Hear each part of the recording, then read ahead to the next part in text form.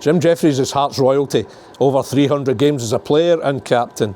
Over 300 games as a manager over 2 spells. Scottish Cup glory, a Hall of Fame member. I'm Derek McGregor, this is One on One, and one of Scottish football's most respected managerial figures tells all about life as Jam Tart's boss. Our thanks go to Phil Turnbull at Hearts for looking after us so well at Jim's second home.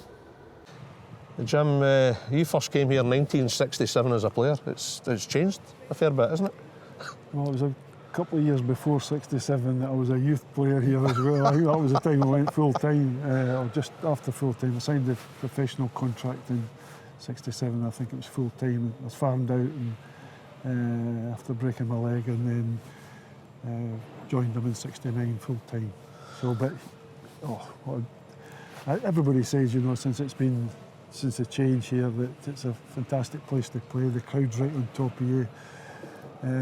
When it's full, it's just very intimidating for the away team, and I think Hearts have got to use that a lot to their advantage because the supporters are terrific when they get behind the team. Does this place still get you, Jim? See, every time you're walking towards it, you still get that kind of feeling, that magical kind of feeling? Yeah, the memories come back.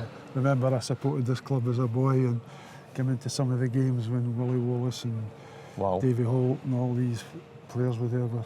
Watched them every week, and then to get the chance to play for them and then go on and manage them a couple of times is just really dream stuff, you know. Is it still kind of lump in the throat when you come here? You know, it's nothing. It's never anything other than special for you being here.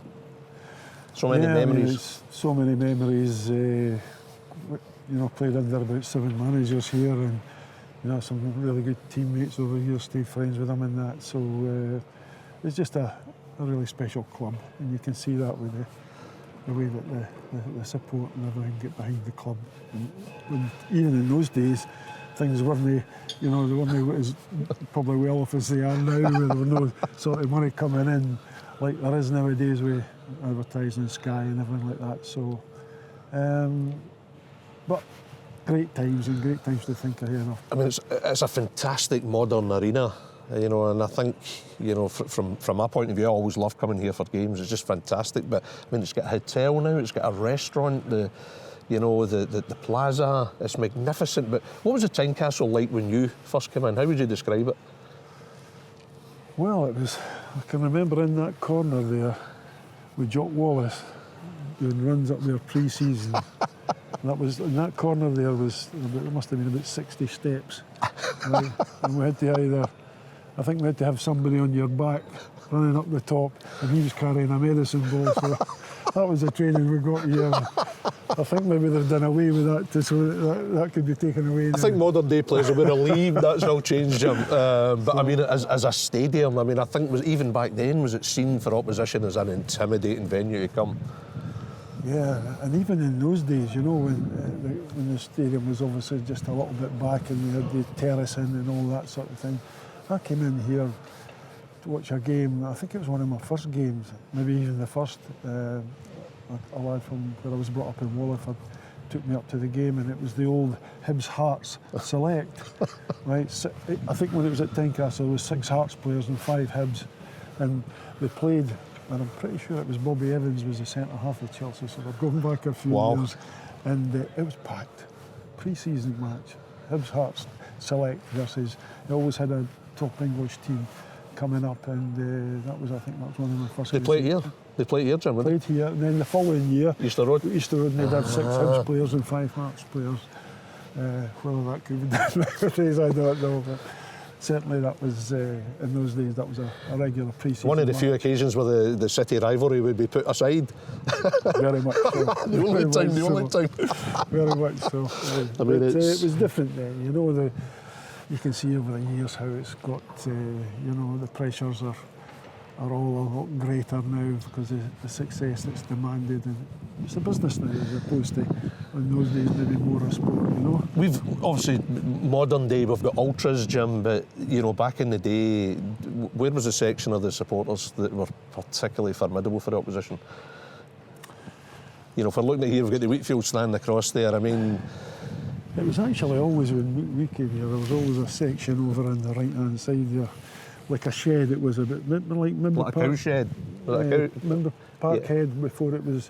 The jungle. The jungle. The jungle, it's similar to that, obviously with the terracing and that still, but had the roof and that. So everything was really mostly the ones that like to get and sing and get behind. If you were an opposition player, you didn't want to play over at that side. You know, you were trying to avoid that. The abuse would have been formidable, wouldn't it? Yes, it would have been. It was, I mean, in those days you still got a bit of stick, you know, but not as they're a bit more patient in those years than they are nowadays. We'll go for a wee stroll round. Go for a wee stroll round. It's. I remember when I come to Hearts as a manager, first game. This was just being built. This stand here, and I think it was the first game I had at home was against a really good Kevin Keegan's Newcastle. And they were flying, weren't they? They were a terrific team, and they played in the pre-season. They beat us 1-0. Shearer was playing. You know, the big players at that time, Ginola and all that sort of thing. They were a terrific team. And it was a great match. And I'm pretty sure it was one. I can't remember what player it was. I think the game was designed to be a testimonial for one of the players, but the club were in that much financial problem that they decided to postpone that to a later date because they needed the revenue. Brought a huge crowd up for pre-season, and the club needed the coffers because the club made it very clear to me when I got the job that there was no money to, you know, if I wanted to try and bring any players in instantly. It says that they couldn't do it. They were in a situation where they'd hoped that after the success I had building teams and having an eye for a player that could do things and give me time to do it, you know. Legendary Hearts player, Jim, legendary Hearts manager, and you know we'll come to your playing career later on, but 2 spells as manager, I think over 300 games, 133 wins.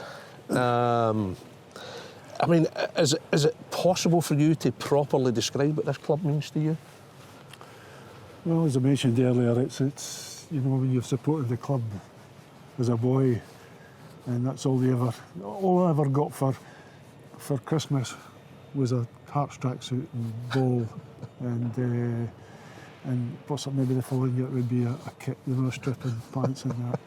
And me and my brother used to go out and just on Christmas Day and just hit the ball back and forward to each other in our new tracksuits. Part of me thinks you still get a kit every year, Jim. But well, I've got a grandson now, so I make sure he's got he takes over and he's got his tracksuit and stripping. And he had his first game here about a month ago or something like that. So he's only 7-year-old. So he's well in the tradition now. There was no chance of him becoming a Hibs fan, Jim, was there? No chance. No chance. I mean, when you came here, first of all, as manager, well, you know, your first spell as manager in '95, how would you describe the condition of the club at that point, the kind of job you faced? When I was manager first time? You came here in '95. '95, yeah. Well, it was a bit of... I'd originally said, the true story is, I originally said that I had such a great time at Falkirk. And good teams we had, the crowd were right behind. And my dad even says to me at one time, he says, when I was making my mind or being into it and that, and he says, remember, he says, I think we've got a job for life at Falkirk, you know. And I reckon, boy, that just stuck in my mind. But I did say I'd say to Chris that and the board that I'd be coming, you know. Couldn't turn it down after having 5 great years at Falkirk. Yeah, I made the mistake of going to Falkirk, and that's when it got to me a wee bit, because they put me under a lot of pressure to stay, you know. I mean, you had a phenomenal time at Falkirk. Would it be fair to say that Hearts was possibly the only club you'd have left them for at that point? Definitely. Yeah. Yeah. It would, you know, we beat Hearts 6-0 at Brockville when Joe Jordan's last game, and you know, I think that was the one that pushed Chris Robinson aboard or right by Hearts that day. But I think he went for an experienced manager that time, Tommy McLean, and quite rightly so. I mean, you're a total professional, you know. One of the best managers we've known in Scottish football, Jim. But in all honesty, see, when you were beating the team that means so much to you 6-0, was there anybody that was kind of mixed feelings privately, deep down? Was there any kind of... Falkirk was your priority, clearly, but Hearts of all teams to drub 6-0. Was that a hard one? You know, I didn't play in it, but the players were terrific that day, and I think Hearts were struggling for a bit of form, and things weren't going too well for them. So we seen that as an opportunity to get a good result. Never thinking it would end up 6-0. So, but I never, you know, you're just pleased for Falkirk because that's the team you were managing at the time, and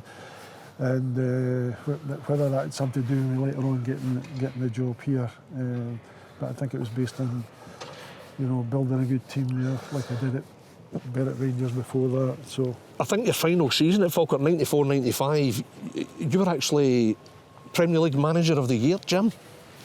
And then obviously Hearts have come in for you, and I mean, emotionally, I take it there was just no way you could turn that down.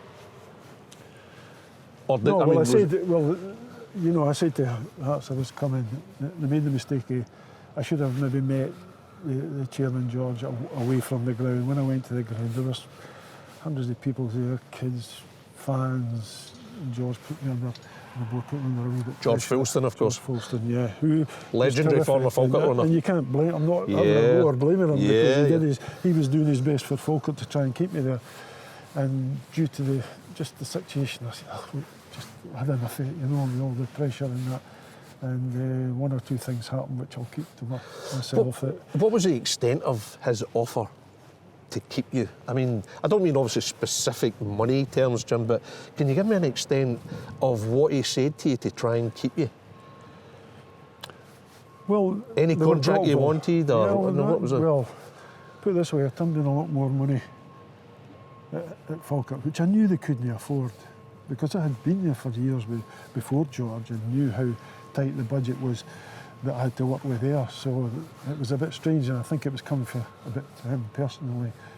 So it shows you the man was, you know, desperate to try and keep me there. And the other thing that was a big thing was that they were looking at that stage to move to a new stadium, which they've got now. Mm-hmm. And one of the things that was said to me was that, you know, if you were to leave, that would hamper all these plans, because everybody's hoping that you, so he was because of you, most of the thing would get backed and that. And so it was almost like emotional blackmail tactics. George did, and everything possible to keep you. I never have a bad word to say about George Fulston. He was a terrific guy to work for, terrific chairman. We got on well, but he did his best to try and keep me there. And how were you together afterwards? How did it affect your relationship in any way afterwards? With George? No. Never. He realised ultimately. A couple of times he was when I was Kilmarnock manager, he came in a couple of the games and you know, to the boardroom and that. Oh, I think he knew that. I think he deep down he knew that the Hearts would end up at Hearts, you know. So you came here. I mean, how emotional was that for you?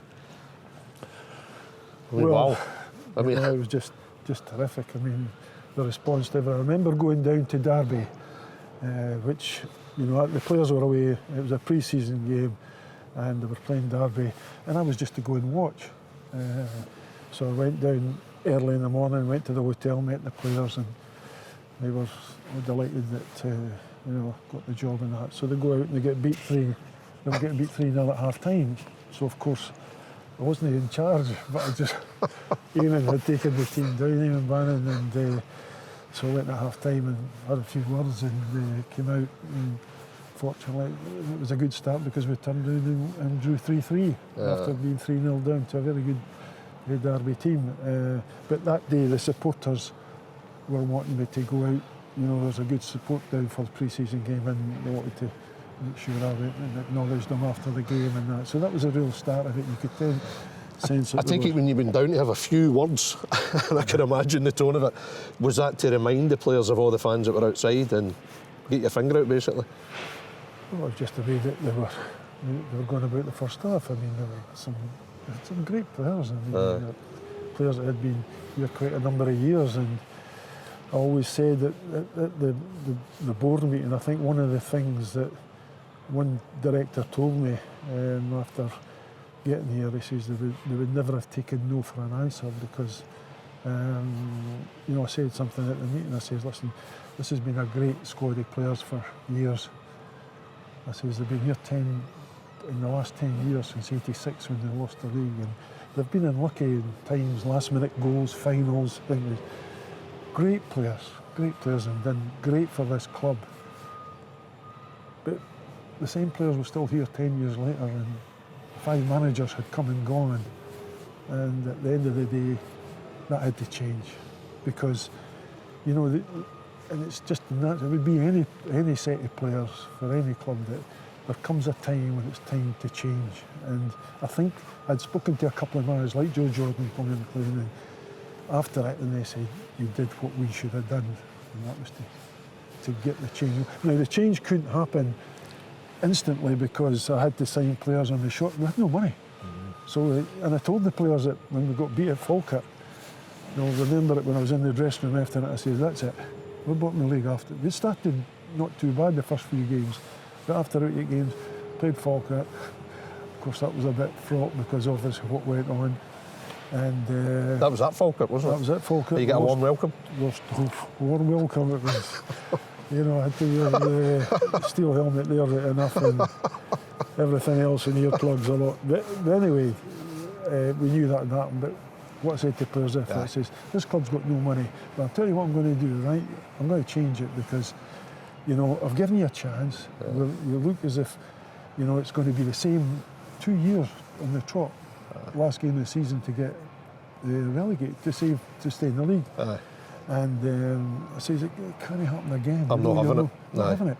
So, tell you what I'm going to do. I says, we've got players in the reserves who have done fairly well but never been given a chance, and they're not in for one game. That's it. I'm going to change it and see if it doesn't work. At least I'll have the satisfaction of knowing I tried, because I've not got the money to go out and buy ready-made players. These boys will be in. Fortunately, it was the start of the Bosman that week, so I managed to get Gilles and a couple of players. One of them I didn't know how good he was.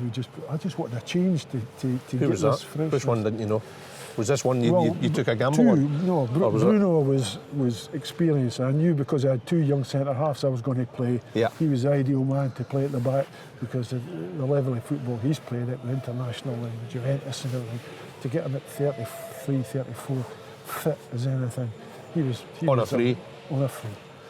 Gilles played for France, played at big clubs there, played at Wembley and Alan Shearer's testimonial, played in McCoist. I says, is this guy got an arm missing or something? You know, because his track record here.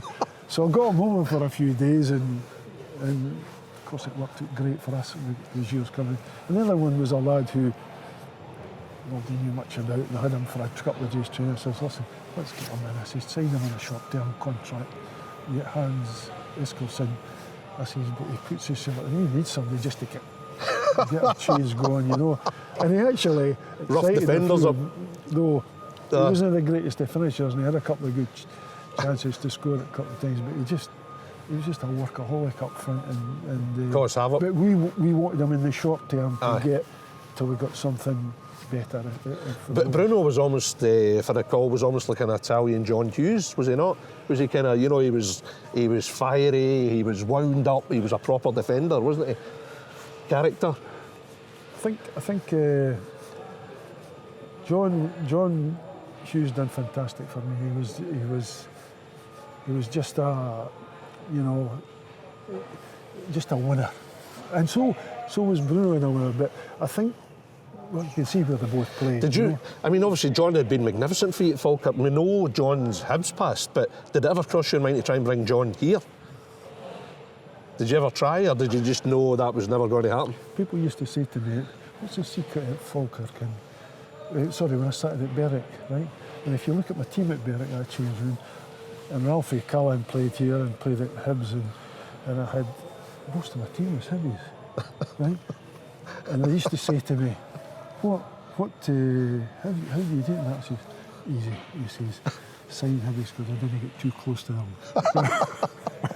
and of course Billy Boy was a supporter of him. He sort of was the go-between with us. But no, we all got on great. We built a really good team at Berwick as well, and they went I remember we went on something like, I hadn't won for 5 or 6 weeks. But But then we went on TV because we had been undefeated for 22 and still was second bottom of the league. But did it occur to you at any point, I wonder, could I bring John here?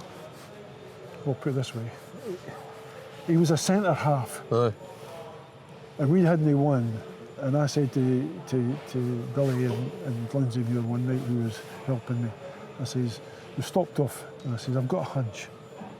And he says, what's it? I says, we've no won, right? We're bottom of the worst, bottom league. We need to change. And he says, well, what? I says, well, we can't play football in this league. That's for obvious. We've been trying to do that.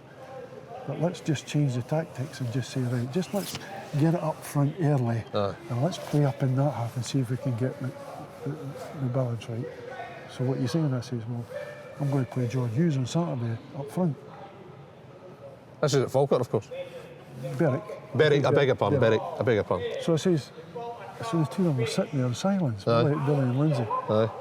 That's a hunch and a half, is it not? I says, well, what's the plan is, up there, Aye. Big John's massive, big, hold it, he fights for everything. He's got no bad touch. I says, get somebody that can get close to him, that can find the pass.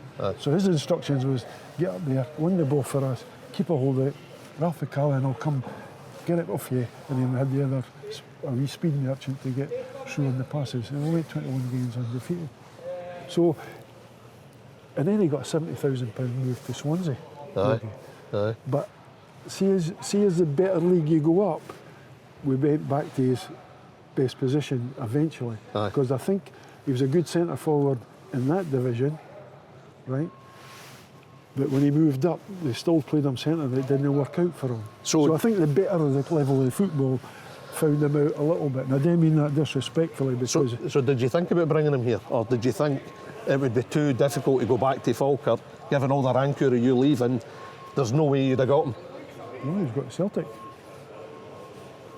And he would have picked Celtic before coming here, so it wasn't really in my thoughts. He went to Celtic and got a great move because his performances at the back. Remember when I played him centre forward in his first game was at Cowdenbeath, right? And we're all wondering how he's going to do, right? And I'm right in saying he scored 2 goals, and the centre half was taken to hospital. Right, stitches and things like that. We played the league leaders, Dick Campbell and John Ritchie were managers, they were leading the league. We played them at home, we drew 4-4. Yogi scored a hat-trick and their 2 centre-halves were taken to hospital for stitches. And that's, you know, we suddenly went 2 weeks, first time in 2 years that they had been not beaten 2 weeks consecutive. The 2 draws at Cowdenbeath and then we went 21 games undefeated. The impact you made to your first season, Scottish Cup final, Rangers, didn't go well. 97, an absolute classic League Cup final, 4-3 at Celtic Park. The team played so well that day that even in defeat, it must have given you great encouragement about the way things were going, the way the team was building. Well, when you've been bottom of the league for 2 years, at the bottom, needing the last game of the season to survive in the Premier League, if somebody had said to you the following year, you're going to be in the Scottish Cup final, you're going to finish 4th, you take their hand off. Aye. And that's what we did. It didn't work out for us. We played Rangers well in the league games there and there were matches, but when they got to the final, everybody knows, it was only 1-0 at half-time. The key to it was just after Big Gilles let a ball come in, it stunned everybody, I think. And of course, 2-0 is going to be hard to come back to. And we pushed forward and Rangers picked us off. We picked you off.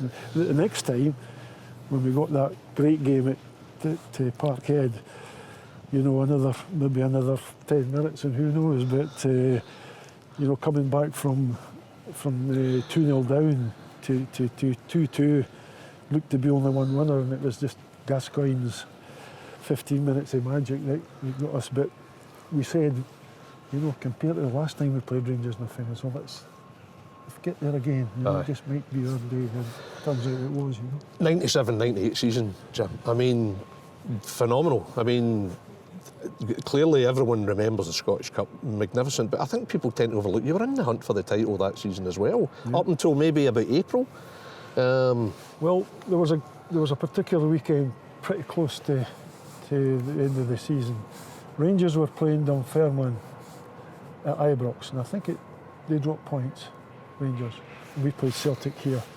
Celtic were 1 up, could have been 4 or 5 at one time, because we had pushed forward so much at 1-0, and the referee was about 7-8 minutes into extra time, and Tongo was in there and hit a shot, and it bounced all over the place, and it ended up in the net and 1-1. And that put us right back in the hunt again, you know, because Rangers had dropped points, Celtic had dropped points, and we had gained another point on them. So we felt that this was a great chance. And people say that maybe in the transfer window, if we'd maybe brought in a couple of really good players, it would have given us that bit of impetus to go on and really challenge. But we knew we had a Scottish Cup run as well, and we were looking forward to that. So it was a great season. I mean, in the league, I think you finished third. I think you were only 7 points off Celtic, Jim. And yeah, well, there's not many teams that have outside the Old Firm that have managed to do that recently or since then. Maybe I don't know if there's any club that's got that near, but certainly we were in the hunt up there. And I remember a game here, Motherwell. We were 1-1, and Stefan Adam, who had got a ball and he cut back and he was looking for, and he just played a 30-40 yard, being pretty safe, thinking we need this win tonight, and it led to a goal for Motherwell. It finished 1-1, and we dropped 2 vital points that night, and I think that was the night. Then I think we had to go to Easter Road on the Saturday and we lost 2-1, so that was the important game against Motherwell here. It was just unfortunate. Stefan tried to keep a hold of the ball and keep the team, which is fair enough, but it just led to the goal. Scottish Cup, sensational, Jim. I mean, do you still remember just about everything about it like it was yesterday? Does it still very clear in your mind? Oh, the yes, day, the preparation game. was right.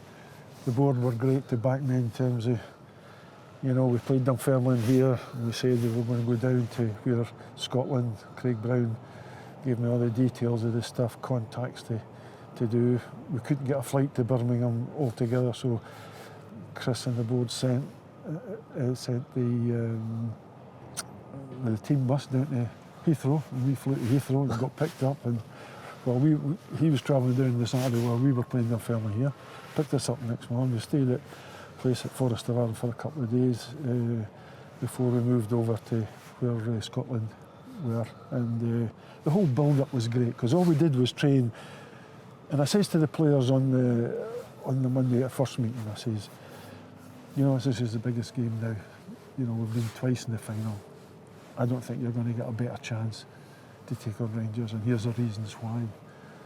We knew top quality player in Laudrup. He was on his way to Chelsea. Subconsciously, could that affect his performance? Gascoigne wasn't there. So we looked at what Rangers had, still great players. And then the key to it was we knew that sometimes when Rangers weren't at their best, Alberts was pulling them out of trouble with free kicks and that. And he did it twice against us in a league game. We were leading 1-0 and 2-1 in our league match prior to that one day. And he scored in the last minute of the first half and the last minute of the game to get a 2-2 draw, both Albert's free kicks. But he got sent off at Dundee United on the Saturday, and if it turns out it was a straight red card, he wouldn't play in the final. So we're explaining that to the players. Plus we said, we've played them 4 times in the league. We've lost 13 goals. So you telling me on Saturday we can afford to give them 3 goals a start? There's no way. So what we're going to do is look at how we played against them and change it. Every time we go and attack them and get plaudits for it and praise, it was great and Hearts had a go and all that, they picked us off. It suited them down to the ground. So he says, look, it's going to be your chance. We're going to work this week when we've not got the ball, right? How we're going to do it. And we changed the system and we just went with it. We worked on it morning and with the ball and without the ball, morning and afternoon for 3 days. And that was it. That was the only training we were going to do. Wednesday, forget it. Just go up here on the Thursday. Like on the Friday, I think we just came in. I think we did the press day on the Thursday here. Just everybody, no training. Got them in on the Friday, just going through set parades and off to the hotel, and that was what we did. Tim announced that it was one of the hottest weekends of the football. In fact, Walter says to me, I can't believe you put your team out there at 2:20. He didn't put us out to about 2:03. Because of the heat, I says, that's how keen we were to get out of here. Of course, it was Walter's last game at that point as Rangers manager as well, wasn't it? That's another thing. I said at the meeting, I says, this is their last game. There's more pressure on them. They've not won anything. Yeah. And is it in the stars that they're not going to win after being fantastic? The manager was leaving, the team was breaking up. The manager was brilliant. The backroom staff was this is. I try to convince the press this is the best chance. And let me tell you this, right? One of the things that you'll never believe will be the reaction of the fans if you pull it off. Because I can tell you, 75% of that game on Saturday, Hearts supporters think that this team will never see this team lift a trophy because of all the heartaches. It's 86, the cup final the week after. Then they got chances at semi-final, beaten in the last minute, maybe by a mistake or a lucky goal for the other team. I says, so they believe that they'll never see Hearts because it's been 40 odd years since they won it, and so be prepared that if we do win it, right, it'll be the greatest day of your life. Was this your team top? Yeah. Was this right before kick-off? No, that was right for the Sunday, every day. Every day, just mantra. And then when there was 2 or 3 players maybe saying, and just getting amongst them, not away from the training ground because you're with them all week. And I knew, I said to Billy Brown, when we stayed at Dunblane and we got up in the morning and we were at breakfast, and it was like a hush, you know. There was nothing like it was a normal game.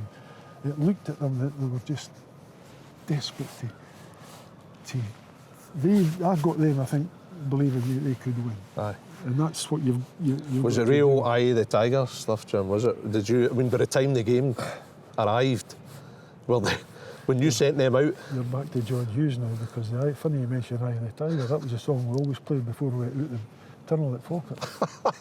John Hughes used to put two smelling salt bottles up his nostrils like that going out to this song. That's funny how you mentioned it.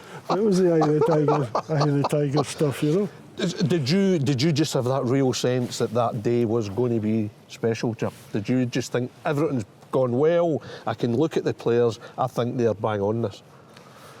Chick Young will confirm it because when we're sitting there and we scored in the first minute, I mean, that's just a dream start. Well, I was going to say, was that also vital in terms of the belief that you got the first goal? Well, never did we think, you know. I think you get these things that just meant to be, and I think we got off to the stage where we got in the box and it went. I turned around to Chick, he was sitting with the BBC, and I says, "How long to go?" This was after 2 minutes. 2 minutes, right? Anyway, he just laughed, and so we were trying to. We thought, well, we've got. But you see the way that we changed the system. We then, instead of going, I mean, that was just a move that.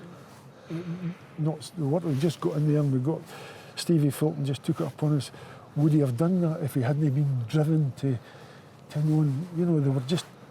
I think they were that on a high to get the game going. That he drove into the box, got pulled down, and then Mickey's first touch, he's got to put a penalty in the top corner. It was a great penalty as well. Penalty. So, but see what we'd worked on. It suited us because we knew they'd get a lot of possession. But we've always had a go at them, and they've picked us off. This time they're going to have to break us down. Do you think that got them by surprise as well? Well, Gascoigne, Laudrup, as I said, was good on the day, and I think Laudrup is one of the best players Rangers have ever had. And I think he caused us so many problems, but maybe not intentionally. So, you go to Chelsea.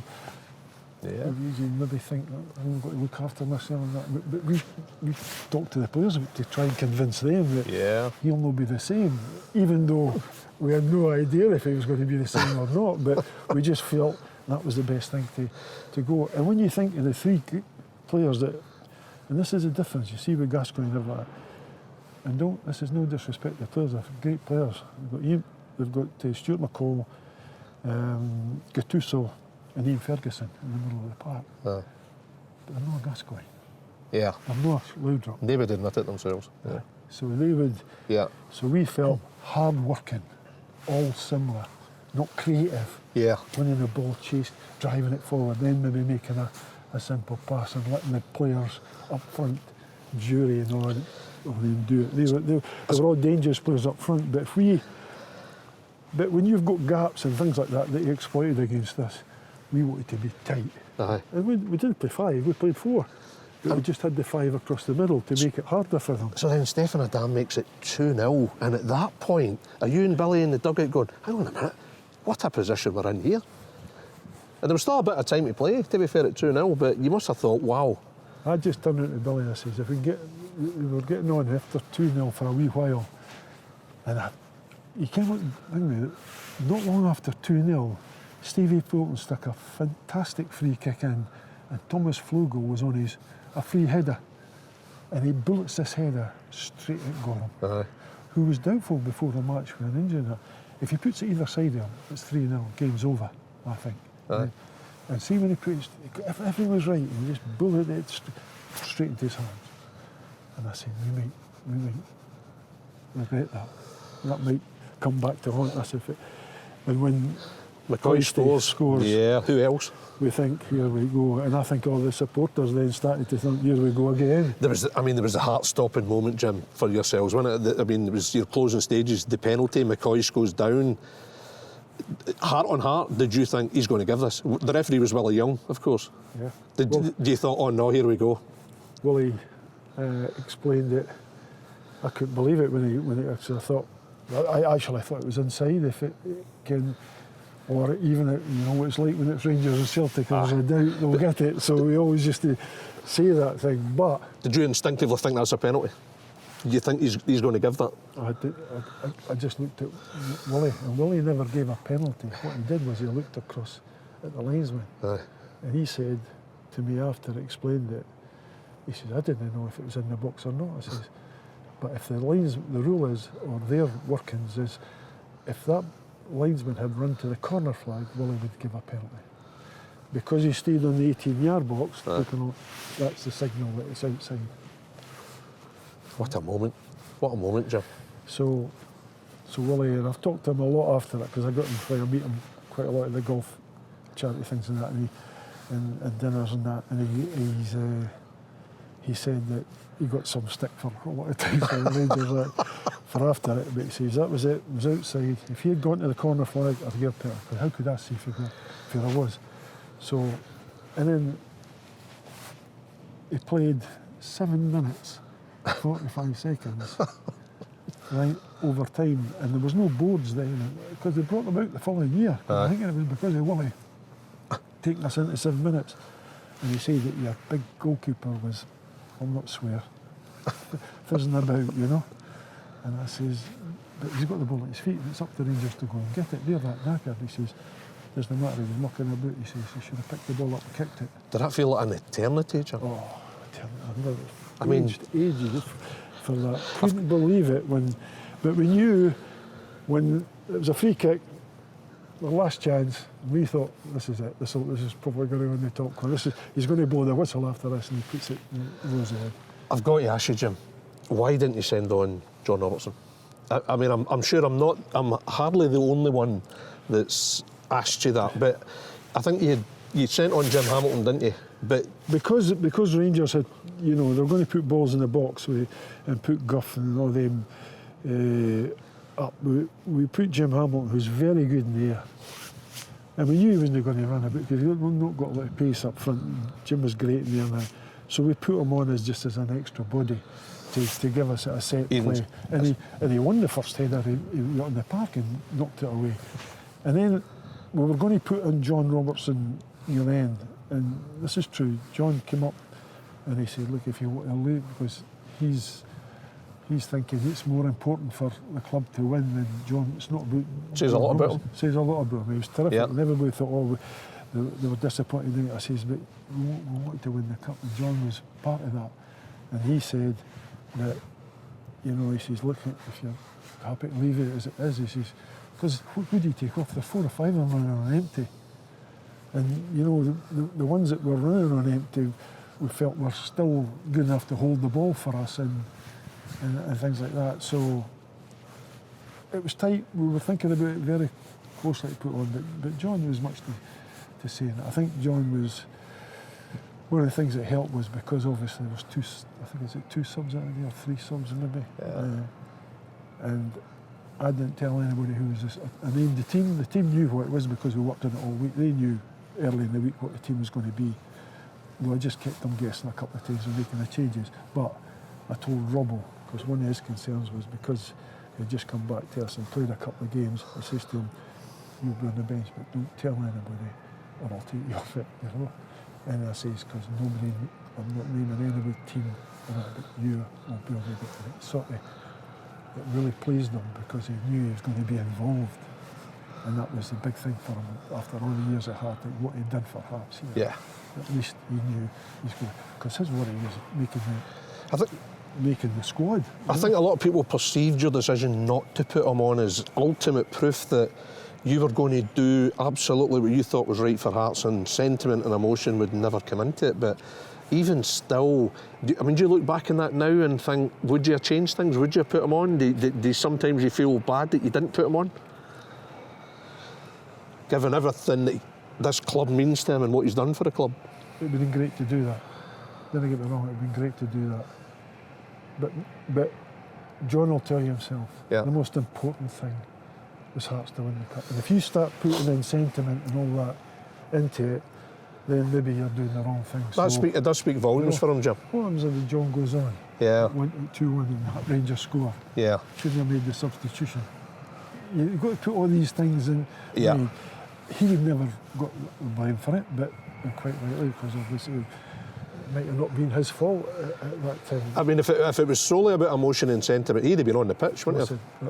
I live in Laudrup, down the borders, and there's this guy who's fantastic, knew his family there. He's an older guy, and he says to me, bumped me in the street one day, and he says, got to do it at the weekend, he said.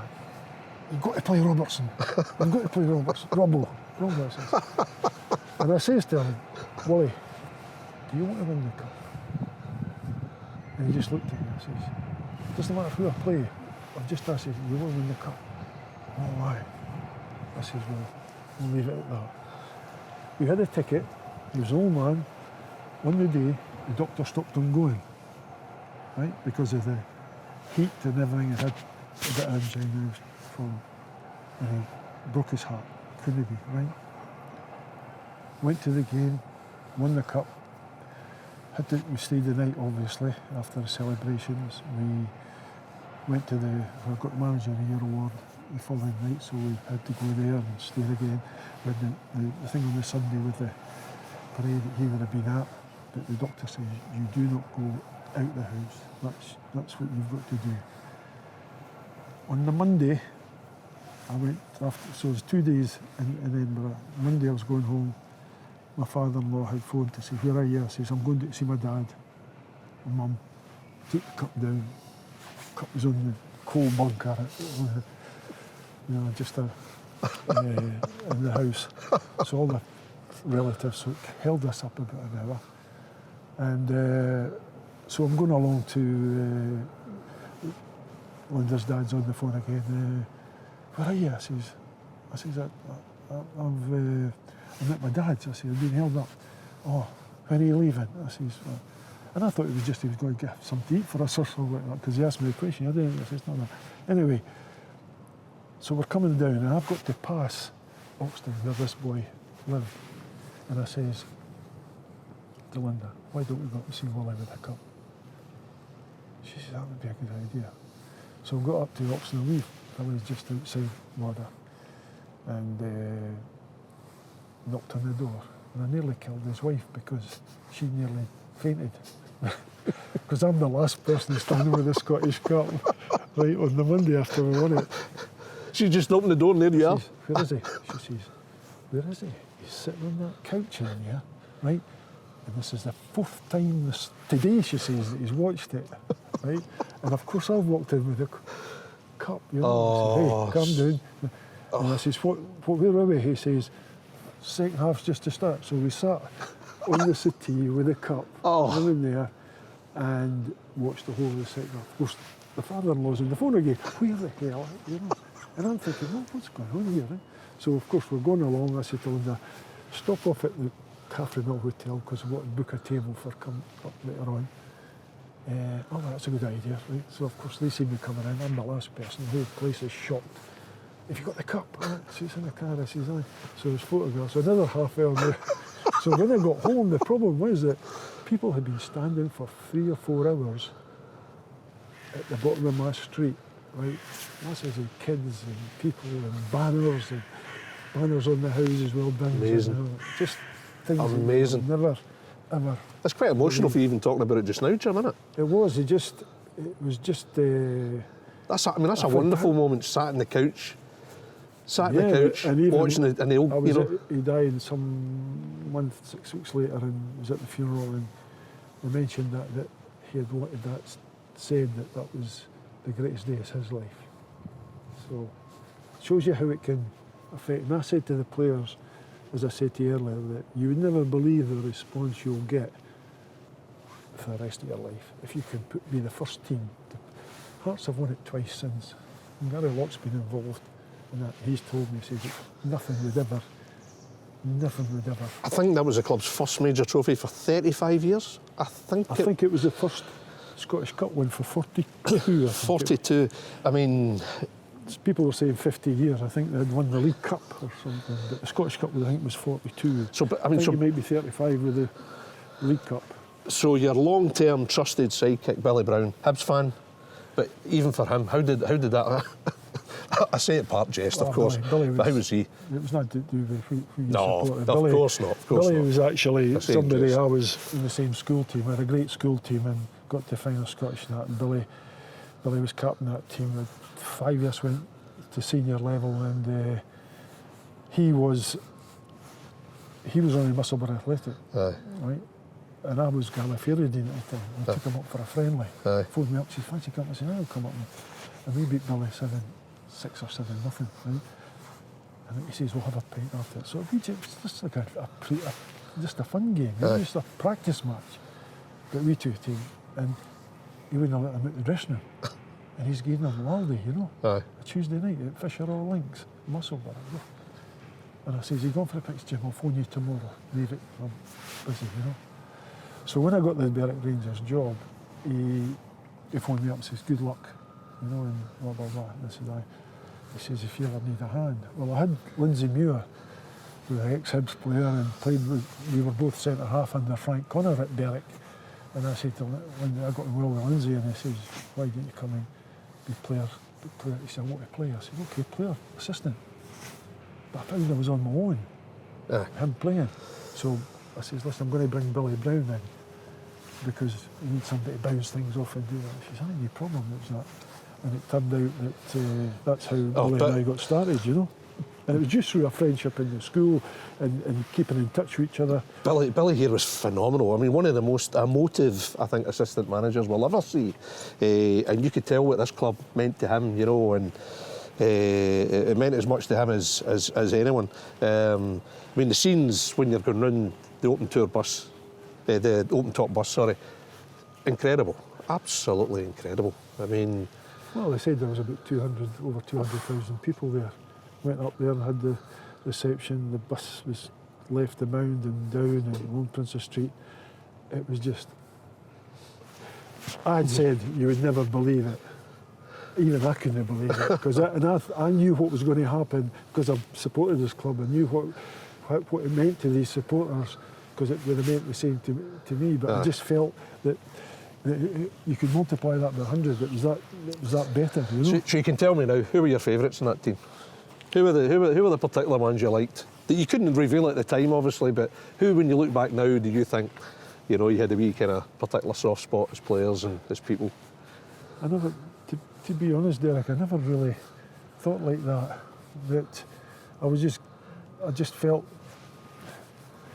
and I could go back further just how my career's been, starting out as when I played for, been this thing's always been in, maybe I should have stuck it or done it after I finished and went and did some scouting, because I always felt had a good eye for a player. Aye. Value, whether it be short term, long term, anything. But I built a team for nothing at Berwick. I built a team for nothing at Falkirk that were all and I did the same at Hearts. Without any, and if I had all this, till I got a few years down the road, then I could go and do a little deal, which was not great money. To be instance, that squad, Yeah. right, I counted it up. I built that team over a 3-year period for £750,000. And do you know what they pulled in? When it all broke up? 8.5 million. Cameron, McCann, Naismith, Weir, all that. So 8.5 million. Nemi came in a bit later, but I got him for about a couple of 100,000 or 100,000 or something. And we sold him for 2 million or Craig sold him the club sold him for 2 million not long after I left to Southampton. So 8.5 million from a 750,000 layout wasn't a bad business as well, So I never really had the one guy that I can look back on, and they've all got a little story. I mean, the boy plays for Juventus and internationalist and character he was, and thinking he's a bit. I remember stopping there. This is true, right? They got beat 3-0 at Kilmarnock, and it's all known amongst the fans that they were all dressed. They were going to their Christmas party, right? I says, "No, you're not. You're on the track tomorrow." And because it was all planned, they were leaving fancy dress going to Newcastle for the weekend. And I said to them, "No," I says, 3-0 to Kilmarnock. I says, "And you're standing dressed out. What about Hearts supporters that maybe catch you tomorrow morning?" I says, "On the track." So a couple of them were still dressed when they came in here, when they was, and they said, because they were going to go after the training. I says, "What's that?" "No." Craig, I think, was the captain at the time. Craig came in and says, "Look, we know we let you down and the club down and everything, but it's Christmas and blah." I says, "No, you're on the track. Right? Take no for it. This is what it means, right, if you want to be successful." So I went out here and gave him a right good session on the track. And Pasquale Bruno, for all he's played at Juventus and whatever in Italy and everything, all the clubs he's been with, Fiorentina, he came and says, "That was a fantastic decision, and it was the right thing to do, and it was the right training to give them that next morning. And I swear to you, my kid's life, that's what he says to me." What was his fancy dress outfit? Oh, he was. Aye. He did so much for Paul Ritchie Yeah. and Alan McManus, who were two young centre-halves that I put in. Yeah. Gary Naismith got in the team because of 5 men sent off at Ibrox. We were playing a quarter-final here. John Robertson scored in extra time, I think, with a penalty. And he's got Di Canio on his debut. And Gary got man of the match. 16-year-old, 17-year-old, I think he was at the time. Wee things like that really, make the occasion even better because of the fact that he's there. But there's a lot of you. Davie Weir, look at the career he's a late developer. Get a letter at Falkirk, reading it in America. Can I come down and have a trial or something? Come down. I said, "Well, listen, I'm not going to judge you till but we do 10 days of hard graft, He says, "Can I join in?" I says, "No problem." Comes in. So I phones a scout in the area. I was a school teacher, PE teacher. I says, "Bill, you heard of David Weir?" He says, "He comes from this area." He says, "Did he play for Celtic?" He says, "He's a boy." Didn't he? They let him go and he went to America. That's the same guy. He says, he's all right. He says, "Maybe worth a look." So I've got him doing more than that. And I said to him, I explained it also, in the training he was up front, he was doing well, he was a great lad. So I says, "We'll get the balls out after 10 days and get a wee warm up." I never waited to any game. I said, sign him. And he says, "You've just been knocking the ball out, sign him." Right? So I signed him, and we had a game at Stennismuir. A mate of mine run Selkirk Football Club. he wanted a friendly, Grangemouth, before it shut down. The pitch is there that Falkirk were using at the time. And I said, well, I'll play the reserve team there. So I set up David to go and play in there. And when I got back, first team we'd won, they beat Selkirk. So I got a phone call and my mate says to me, thanks for the game and that. I says, all right, he says, you've got good players there. He says, who was the number 4? Tall lad, Weir or something. I said, aye. He says, I'll play for Scotland.